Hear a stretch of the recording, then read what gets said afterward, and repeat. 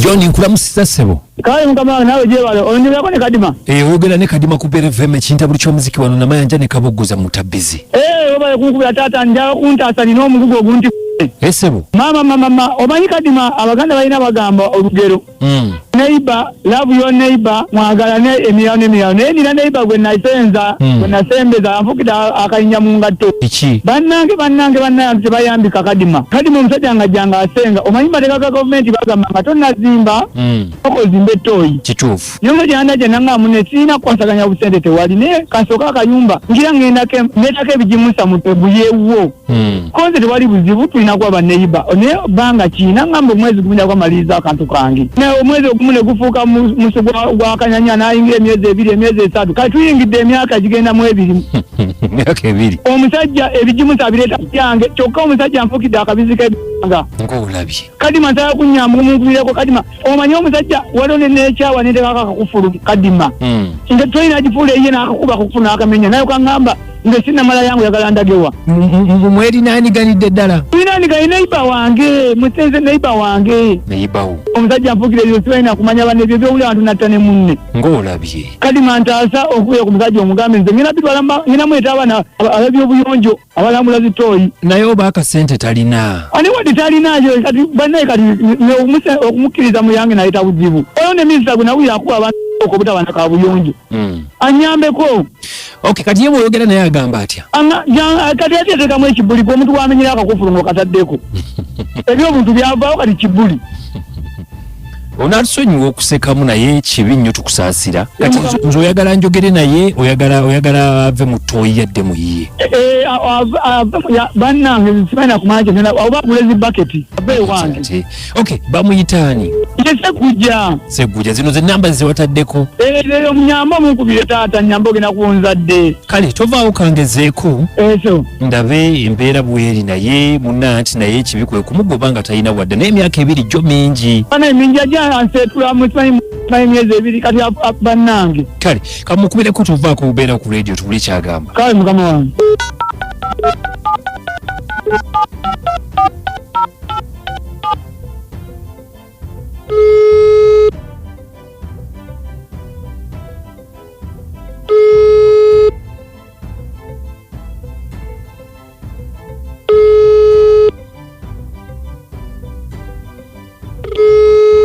Hello?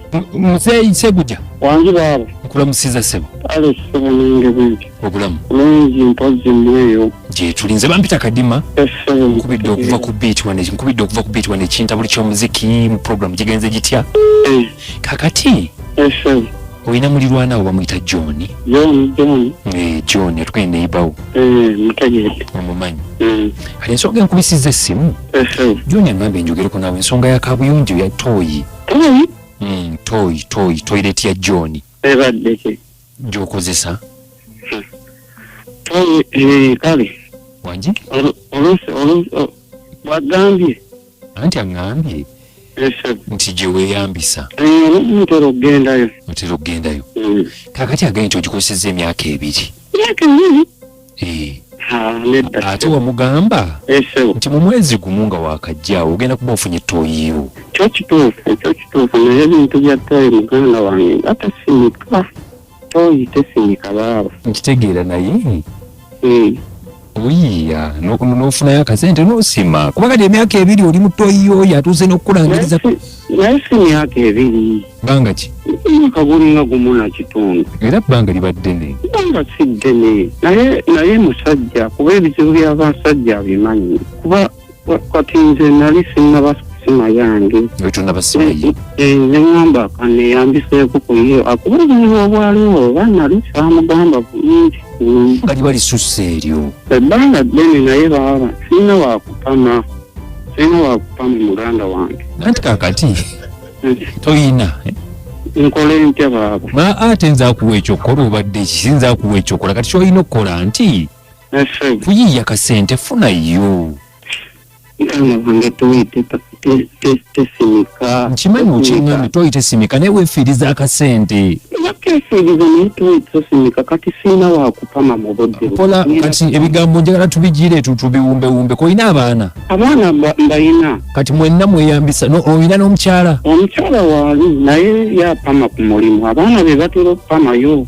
Okay, kati tujjatereezaamuko ku lulimi tuli ku leediyo naye kaakati nsaba tukole bwe tuti obuutakalubiriza oli toddamu kweyambisa tooyi yiiya nnyo ofune ettooyi ganda wange kati mpame munsiko olaba kirungi okupama munsiko ensiko togikozesa kuba tekikkirizibwa naye yiiya wakuweena ku ngazi kati oyagalayo bbanga ki baana sisobola kugamba kubaanawo olaba akasente ka bugubi kati simanyi bbanga tuufu kati ye obadde oyogeddeko naye njogeddeko naye era kwali ku leediyo awulira waba awulira muganda wange nsaba anyongereyo kale emyezi nga 8 ngiyewo empana naye kaseera kano siina bulungi sente yakusima kati angobera wange ngende mu nsiko yandimpaddeyo emyezi nga 8 noonyewo empana awalala kati siina wakupama angobera wa emyezi egyo mingi baba kati ulira obubi si masannyalaze nti bagenze mu kuva bbiiru nkimanyi anyamba nyongereyo ngira mpamamu nga bweneeyiya kigambo ekyo tokikozesa nnyo ola muganda wange kale kakati oyagala kwongera ebbanga anyongereyo ebbanga kale katugendeko mbawuliriza tulabe toyina pulaani yonna yakusima tooyi pulaani nandibadde nayo naye akasente kati essaawa zino abanga ngobera mu nsiko ate nga tugenda nga tesi kirungi kupama naye kirala ekigambo kisusse lwaki wamenya kufulu ye kufulu nali ndi bubi nali siina wakupama kaseera ako atugambye wagikuba ennyundo n'ogijjako kyo kyatuukawo kyajjanga accident naye nali bubi ngenda kukubirako tulabe tuyinza okusonderayo akasente n'ozimba tooyi kale baaba munaaba muntaasiza oyagalayo ya sente nga mmeka tooyi mitwalo nga 4 kakati tufaayo tugenda kwogera naye tulabe engeri lugendo kikwasaganyamu kati sebo kyembuuza nyongere mpameyo wangi sebo mpola ffe tugenda kwogera naye kale baaba nyumirwa omuziki n'ebisesa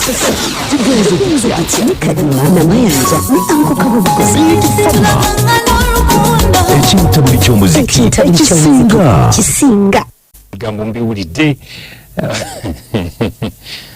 omusajja ono wambi embeera gy'alimu erabika si nnungi kale Zahara Abdul webala okuweereza naye bambi omwami ayogera bulungi amugumiikirizeemu awulira agambye nti ekinya tekisimika enjogera yenyini ematalinga mangi amugumiikirizeemu mpaka lwanaafuna ssente okuweereza webale nnyo amugumiikirizeemu ko paka lwanaafuna ensimbi webale nnyo okuba ng'oteesezza bw'otyo katusuubire kuba omwami kwali nti anaakikolera amugumiikiriza omusajja omukulu alina n'endagamuntu n'ebimwogerako ave mu ttooyi ya munne asima eyo ozimba otya ennyumba nga tonnaba kusima ttooyi yavunaza enju naye za toyi zaabula munnange kyokkola tewali naawe Katongola ali masajja ndeba nange omusajja nga talina njogera oyo enjogera yenfu nnyo nzibu nnyo aka gye yakulya tewali babuulirira kale webale nnyo nalwo Katongola masajja agambye nti gye yakulira alabika ababuulirira baali batono Haji Kadima, assalamu alaikum wa rahmatullahi wa barakatuh. Mikwano mwebale kutuweereza amanya nze Haji Kasulu Rashid Ngambera Kabowa. Omwami oyo empisa zaamubula kyobola nti yakozesa nnyo n'effujjo n'akuba obukufulu bw'omusajja naye nga bw'amanyi nti alina ekizibu kya kubeera nti mwavu talina ssente yandibadde ateesa buteesa na nannyini ttooyi naye kyenja okusaba nannyini ttooyi amukozesa obuwandiike bbanga lyanaamala ng'akozesa ttooyi eyo bwe liggwako agiveemu Hajati buuno nzisigadde ndi Haji Kasulu. Mukwano webala tuweereza amannya Hajati Namponyiwa ne Kabowa naye ebyo bingi nnyo mu nsi wano bingi nnyo naffe twamulabayo yagisibira mu lwanaawe n'atekako amakuufulu 2 n'amusibira namuga toddayo okulinnya wano bye tulaba mu ggwanga naye omwami yeeyiye asobole okulaba ng'afuna ttooyi afuuke omusajja gwe bayita omusajja aba ne ttooyi mu maka ge sigadde naja tenaponye Kabowa. Kale manager Kawucha okuna Mirembe Commodities angambye nti baba batumbudde angambye nti omu kubagenda omusonderako kuza toy Kawuchi webalire ddala tugenda kubanga tuzimutuusaako mpola mpola sawa yonna mpola mpola kale yenze kadima kaboguza nina mayanja musula bulungi.